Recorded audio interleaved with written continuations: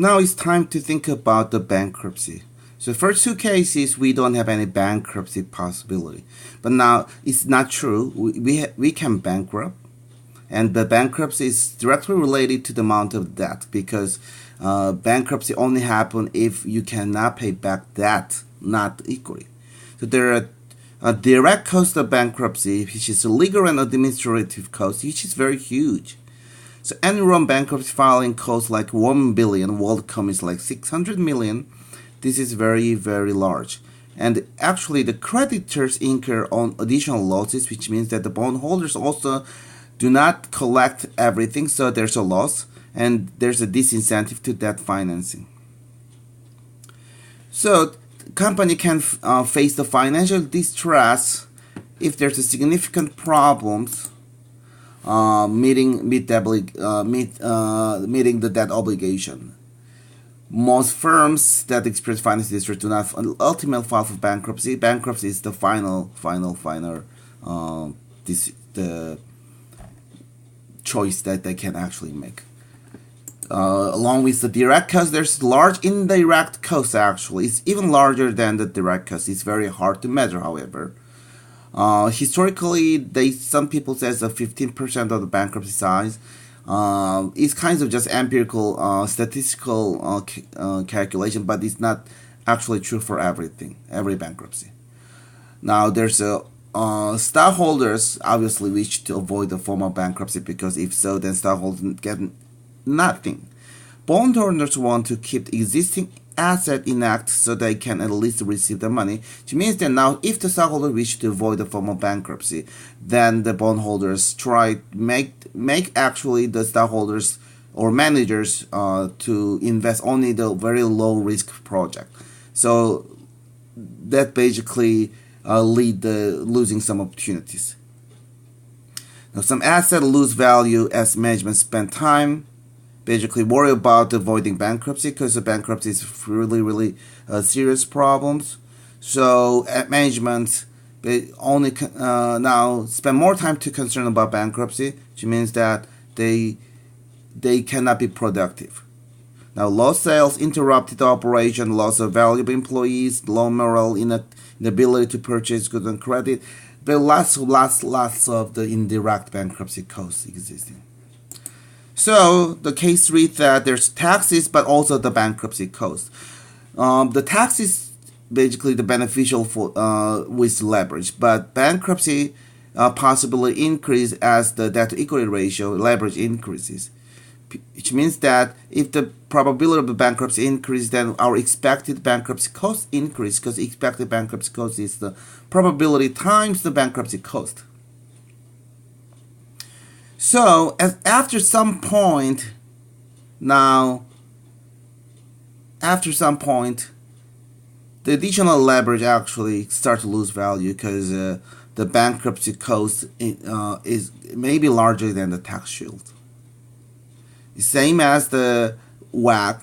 So at this point, it starts to actually increase the WACC as leverage increases. So this is the case. Now, this green line is actually just case 2 only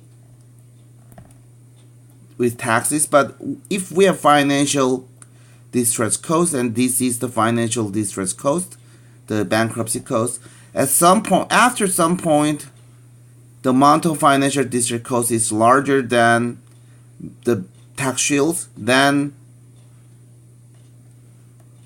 the fund value starts to decline. So this D is the optimal amount of that.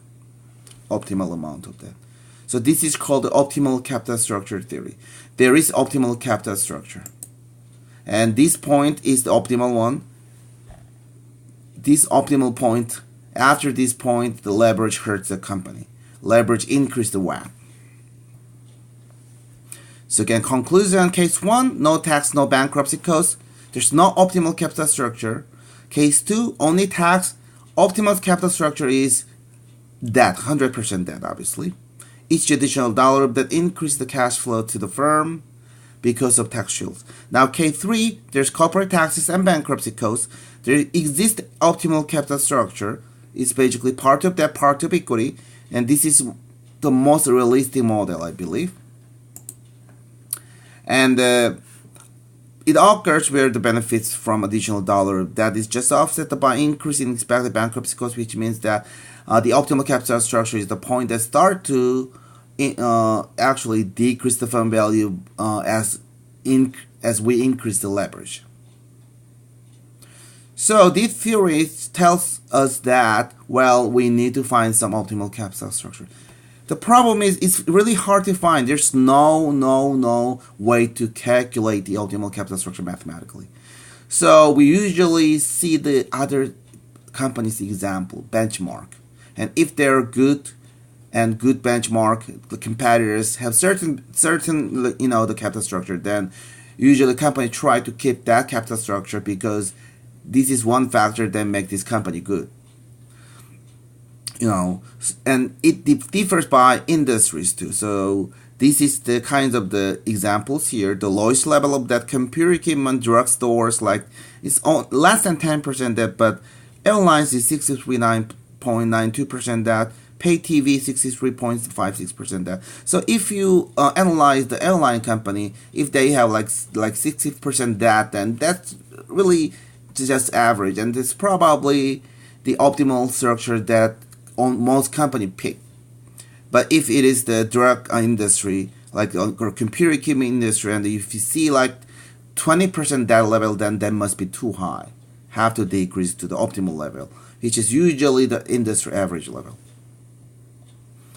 So how to bankrupt? Like the bankruptcy process has two different processes. One is the liquidation, the other is the reorganizations. This is called the Chapter 7 bankruptcy process because it is in Chapter 7 of Federal Bankruptcy Reform Act. And basically, petition filed in the federal court, the court should allow the trustee elected by creditors to take over firm's asset. Trustee attempt to sell asset. If they can sell everything, then they basically distributed the liquidated value to the absolute priority rules, which is usually very similar to the order of the balance sheet, right hand side. But if the company have some possibility to be survived after all, then they usually pick this process, choose the reorganization, not the liquidation. So this is Chapter 11, very common. Many airline companies actually file this Chapter 11. And they usually reorganize firm and they sometimes survive on their own or they usually sell to other parties. So again, petition filed the firm or creditors, usually firm continued operation as debtor in possession. Which means that they do not sell everything, they basically operate as it is. And usually current management keep their job. And then firm submit the reorganization plan. If it is accepted by the class of the creditors is important obviously, right? Then you go to court and confirmed by court too. And then firm make payment to creditors and operate on the plan some fixed time. So many cases, this firm is actually sold to other party, other company, like the merging, like Delta Northwest merging into Delta, right? And there are two bankrupt company actually reorganized and making one company, which is very successful these days. This is very good case.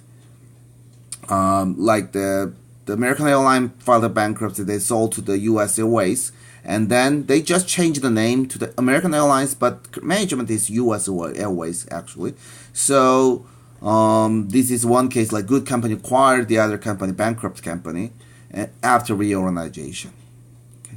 So this is the end of the Chapter 13.